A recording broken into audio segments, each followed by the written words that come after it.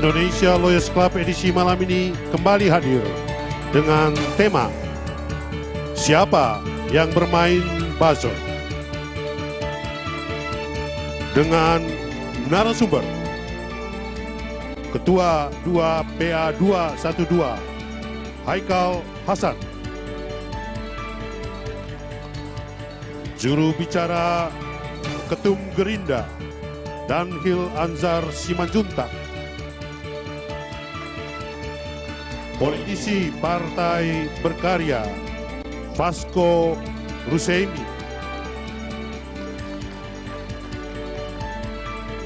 Pemret Koran Tempo Budi Setiarso, Ketua Dewan Kehormatan PWI Ilham Bintang, Menkominfo Rudi Antara, Staf Ahli Utama KSP Ali Mokhtar Ngabalin, Mantan Direktur Media Sosial TKN Arya Sinulinga, Politisi PKPI Teddy Kusnaidi, Pegiat Media Sosial Eko Kuntadi, Politisi PSI Samara Ammani, Analis Media Sosial Drone Emprit Ismail Fahmi. Hadirin dan pemirsa, kita sambut Presiden Indonesia Lawyers Club, Karni Ilyas.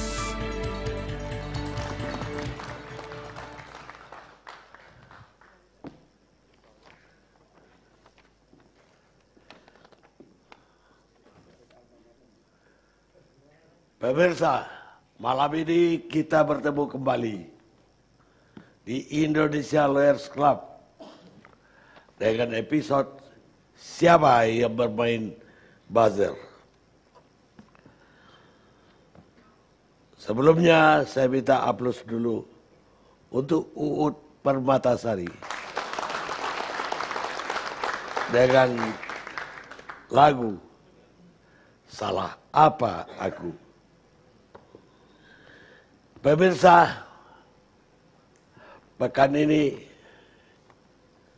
buzzer yang selama ini mungkin kita ikutin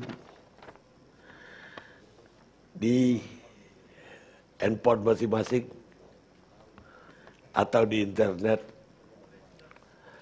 baik yang berseliweran di Twitter, Facebook, WhatsApp, atau Instagram. Mungkin ada yang terpanggang oleh buzzer, tapi ada juga yang senang menikmati buzzer. Yang dirugikan merasa terpukul, yang merasa diuntungkan akan merasa buzzer sesuai dengan pendapatnya. Dan memang buzzer itu bisa jadi positif, bisa juga jadi negatif. Dan itu yang dihasilkan oleh netizen bisa juga berupa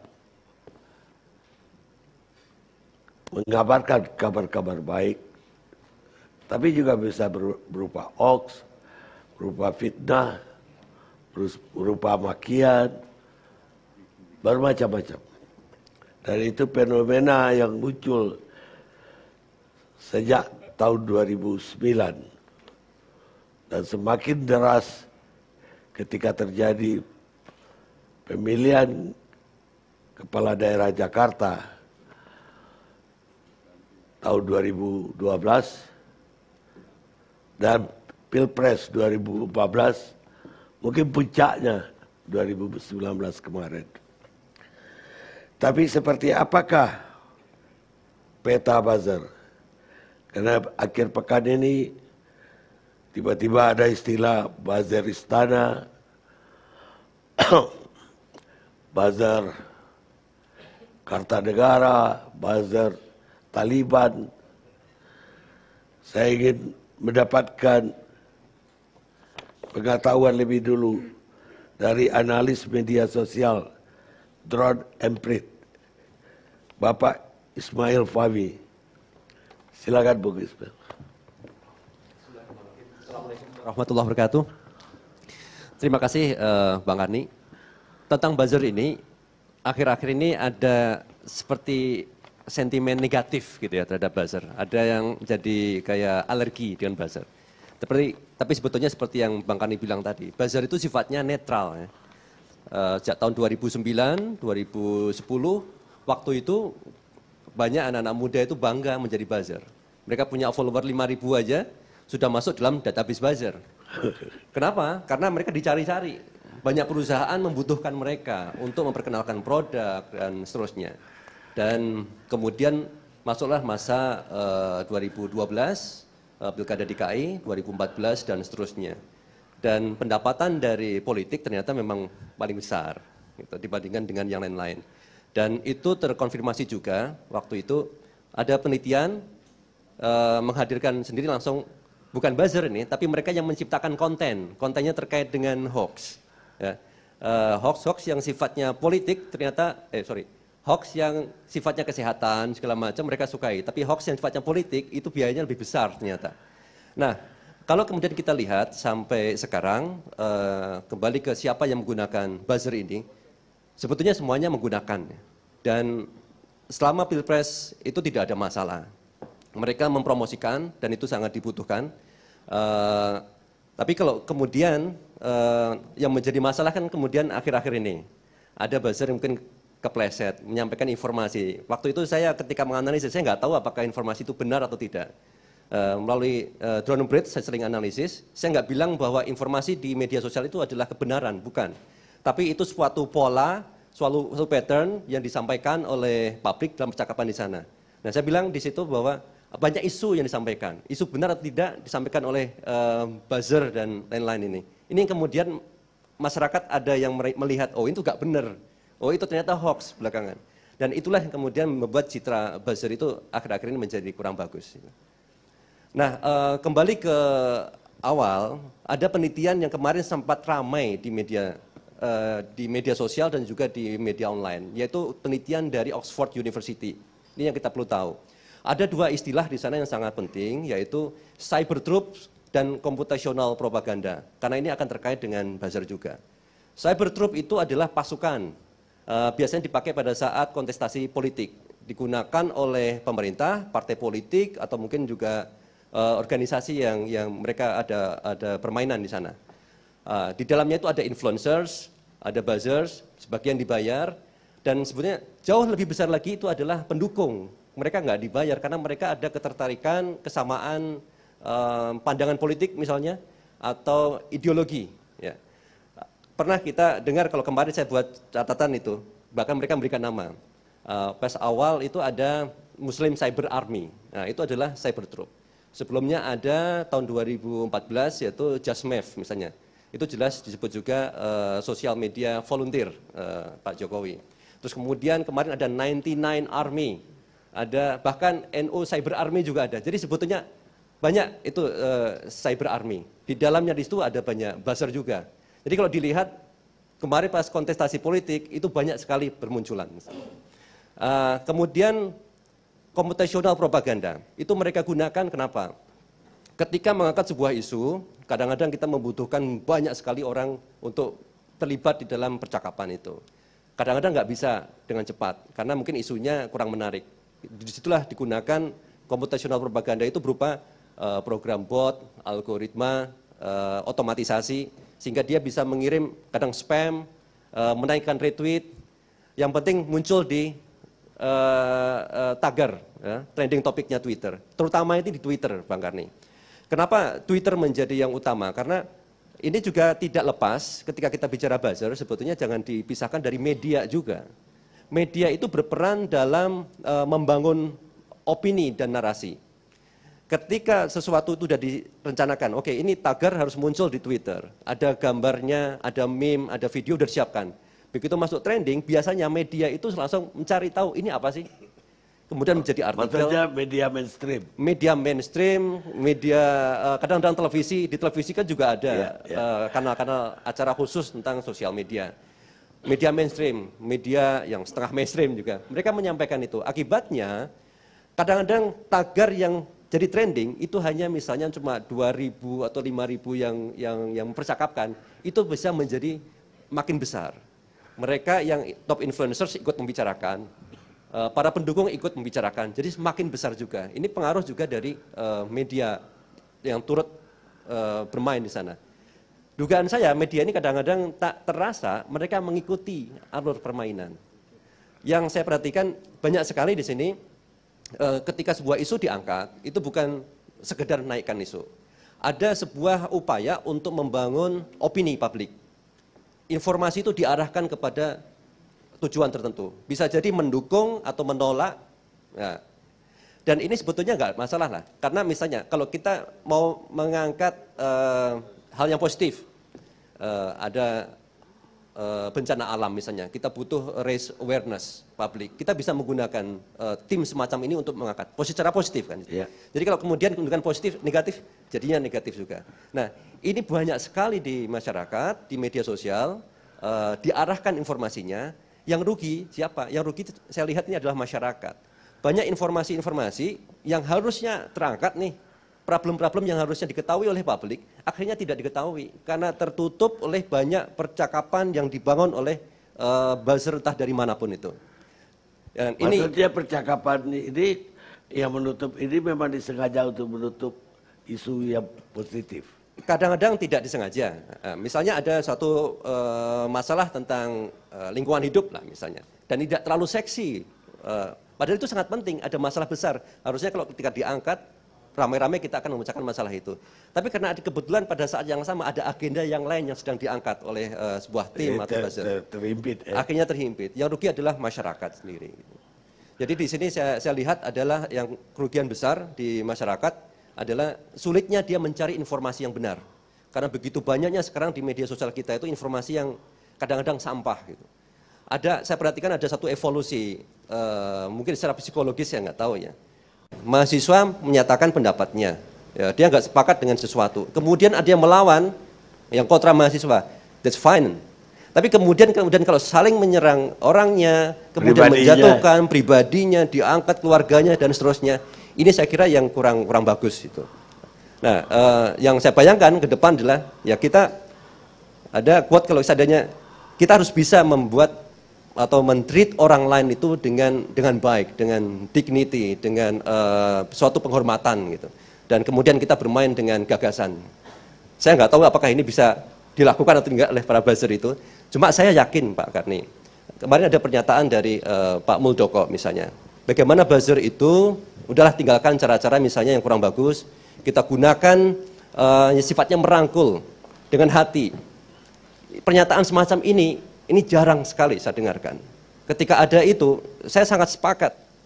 Ketika pemimpin-pemimpin bisa mengajak para pendukungnya, jadi di sini bukan hanya pemimpin politik, pemimpin agama, ormas, partai dan yang lain-lain. Mereka mengutarakan pernyataan itu. Kemudian mengajak para buzzer, oke lah kita bermain, tetapi dengan cara yang benar. Gitu. Saya kira ini akan memberikan harapan perubahan yang bagus ke depan, Bang Karni.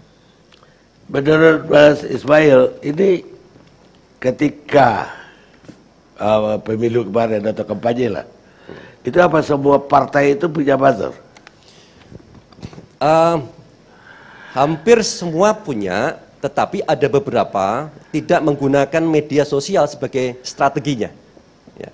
Ada beberapa partai yang sangat efektif menggunakan media sosial, tergantung cara pandangnya.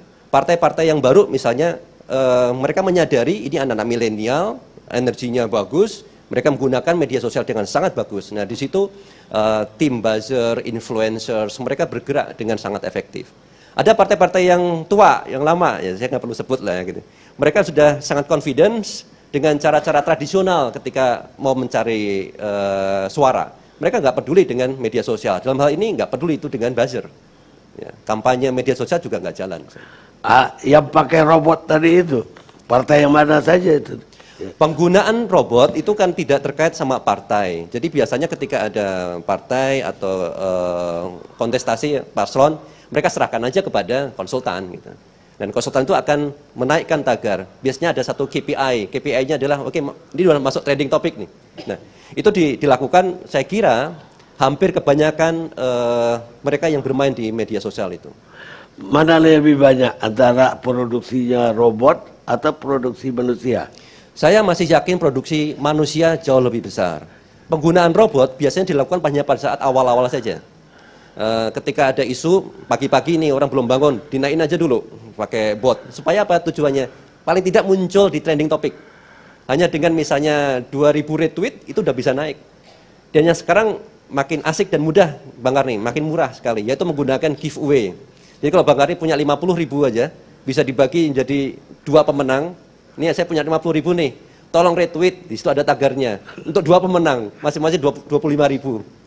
Itu bisa mendapatkan sampai 500 retweet misalnya. Dan itu lumayan, dan kalau seandainya sehari punya sampai 7 kali, kan lumayan tuh.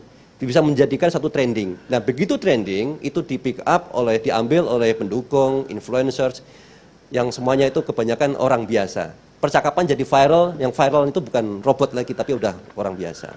Kalau yang robot tadi, satu robot itu bisa memproduk berapa? Ada masalah di Twitter misalnya, mereka itu ada kesepakatan kita tidak boleh membuat spam. Spam itu adalah ketika kita punya satu tweet isinya sama, dikirim oleh 10 orang itu spam. Atau tweet dikirim oleh orang yang berbeda-beda, ya itu jadi spam juga. Dan itu bisa dideteksi oleh Twitter, otomatis nanti akan disuspend. Tapi saya perhatikan ada trik-triknya, Twitter kurang terlalu bagus. Bang Kari tambahin saja misalnya di depannya ada titik, koma, spasi, Twitter sudah nggak tahu bahwa itu spam. Dan itu sering sekali kita lihat. Jadi kalau satu robot aja, tergantung aja, dia bisa tambahin berapa tambahan karakter itu dia bisa kirim. Tapi lama-lama akan dideteksi oleh Twitter, jadi dia nggak bisa sering membuat spam, akibatnya nanti akan disuspend itu. Lah, kalau tadi saya tanya partai, saya dengar per orang yang jadi caleg di pemilu kemarin juga menggerahkan buzzer tadi. Tidak semuanya, Bang Karni. Seperti saya bilang tadi, ada beberapa partai yang udah tua. Yang pakai strategi lain. Yang mereka nggak peduli dengan sosial media. Mereka menggunakan strategi yang lain. Dan buktinya kadang dapat suara juga lebih banyak gitu daripada mereka yang menggunakan media sosial. Baik. Seperti itu. Waktu pemilu kemarin, antara kubu 01, kubu 02, mana yang lebih banyak buzzernya? Saya bilang dua-duanya ini kan isinya banyak buzzernya, Bang. Ya, saya nggak bisa bilang hanya yang mana gitu. 02 itu besar sekali, bahkan emak-emak itu diajak. Mereka ikut mengamplifikasi. Ya, dalam hal itu mereka bisa jadi buzzer kan. Mereka tidak membangun opini, tetapi misalnya top influencer mereka pernyataan tiba-tiba dapat retweet yang sangat tinggi. Ya, mereka membantu juga, dan itu nggak dibayar karena sukarela. Kemudian kalau 01 timnya akan banyak. Saya lihat di dalam peta itu tersebar di banyak kelompok, dan mereka membangun sendiri juga narasi-narasinya sendiri. Itu kalau yang dibayar itu berapa per tweet atau per akun dibayar? Wah, kalau itu saya tidak tahu, Bang Hani. Saya nggak main di operasional seperti itu. Mana tahu, sebagai analis udah menganalisa sampai ke sana. Ya kalau katanya 3 juta.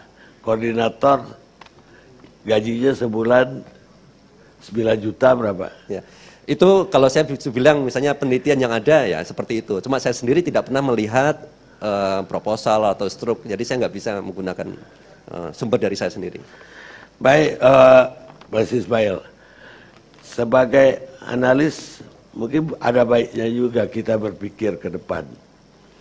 Apakah dunia buzzer ini akan bisa dibikin baik atau malah akan merusak bangsa ini? Karena saya melihat antara kubu kemarin itu udah runcing sekali keadaan setelah buzzer ikut bermain. Gimana pendapatnya Mas? Begini Bang, ada ketika kita menyampaikan sesuatu itu ada sekarang lagi ramai soal hoax kadang-kadang di situ. Ternyata ada satu penelitian bilang di balik hoax itu ada sesuatu yang jauh lebih sering terjadi dan lebih berbahaya, yaitu bias dan propaganda. Sebetulnya di balik peruncingan-runcingan itu, apa yang menyebabkan katakan ada buzzer, ada disinformasi, ada informasi yang diarahkan. Ada suatu propaganda yang sedang disiapkan misalnya. Hal-hal inilah yang saya kira bisa membuat runcing. Tetapi kalau saya yakin ya, kalau kita punya niatan untuk membuat Indonesia lebih baik ke depan, ketika propaganda ini sudah tidak ada, kemudian dan para pemimpin mengajak supaya buzzer ini semua jadi lebih baik lah, seperti yang disampaikan Pak Muldoko tadi, saya masih ada keyakinan Indonesia bisa lebih baik ke depan di media sosial. Karena sifat dasar buzzer itu netral sebetulnya. Ya tergantung siapa yang menggunakannya. Betul. Kan. Ya. Artinya seperti pisau aja. Pisau untuk kupas mangga, pisau untuk nusuk orang. Kembali ke tadi, apa namanya, kelompok-kelompok tadi. Ada yang mengatakan Mas Ismail itu cuma menyebut buzzer istana, tapi tidak menyebut buzzer Kartanegara atau buzzer Taliban. Ini penjelasannya gimana, Mas? Malah sebaliknya Bang Karni, ketika dilihat semua analisis saya nggak pernah bilang itu buzzers. Tapi saya bilang top influencers. Bisa dicek, ada di slide share, di Twitter, Facebook. Saya bilang ketika menganalisis, saya tunjukkan kepada publik 5W 1H. Ya. Siapa yang bermain, polanya bagaimana, apa yang dikatakan, hanya mendescribe saja. Tujuan saya itu adalah melakukan edukasi kepada publik berbasis data. Di situ saya tidak memberikan opini, hanya describe saja, hanya menjelaskan saja gambaran. Jadi semacam peta, potret. Dan itu cukup membantu publik untuk tahu ketika ada sesuatu yang sifatnya nggak benar, mereka bisa coba hindarin. Nah, di dalam penyebutan tadi, saya nggak pernah itu sebut buzzer istana, tidak pernah sama sekali. Tapi top influencers, semuanya saya list. Oke, misalnya sebuah isu, top influencersnya siapa? Siapa yang paling banyak mendapat retweet? Jadi gampangnya seperti itu. Itulah dia yang menyampaikan gagasan. Nah, ketika kita tahu siapa top influencersnya, oh ini orang dari latar belakang A, latar belakang B, dan C, itu saya serahkan kepada netizen untuk membaca sendiri. Jadi yang benar siapa yang mengatakan pertama kali buzzer istana? Saya nggak tahu itu. Kita rehat dulu pemirsa. Terima kasih.